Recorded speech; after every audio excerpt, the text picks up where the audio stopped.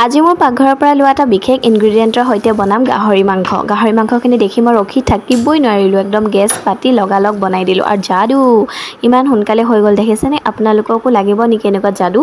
এয়া পিঁয়াজ অকণমান লৈ লৈছোঁ, লগতে নেমু টেঙা, খোৱাহে কথা আৰু। ভাবিছে নেকি ইমান সহজে খোৱা হ'লেতো কথাই নাই।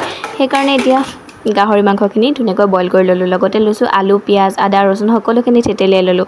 গাহৰি মাংসখিনি বইল হোৱাৰ পাছতে এয়া কেৰাহী এখন পাতি ইয়াতে তেল অকণমান দিলোঁ। লগতে মছলা সকলোখিনি এড কৰি অকণমান পানী অকণ দি ইয়াতে গুলি ল'ম। ইয়াতে আছে মিট মছলা, ৰেড চিলি, গৰম মছলা, জিৰা, ধনিয়া পাউডাৰ আৰু এইখিনি এতিয়া ধুনীয়াকৈ মিহি কৰি পেলাই পানী অকণ ঢালি এটা গ্ৰেভি টাইপ ফৰ্মেট কৰি ল'ম।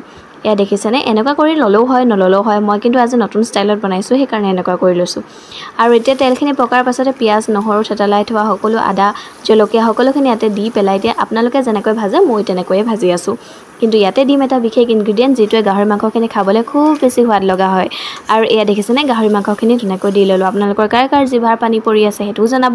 আৰু যোনে ঘিণ কৰে তেওঁলোকে প্লিজ এইটো ভিডিঅ' স্কিপ কৰি দিব, কাৰণ কি আপোনালোকৰ বাবে নহয় বাৰু।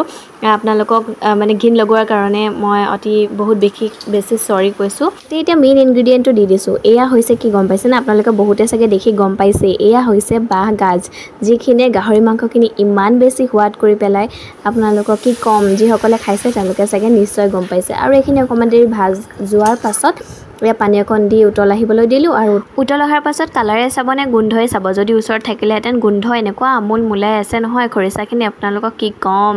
আৰু সকলোৰে হাতৰে সোৱাদবোৰ কিন্তু বেলেগ বেলেগ নহয় জানো? আপোনালোকে লক্ষ্য কৰে নে নকৰে বাৰু?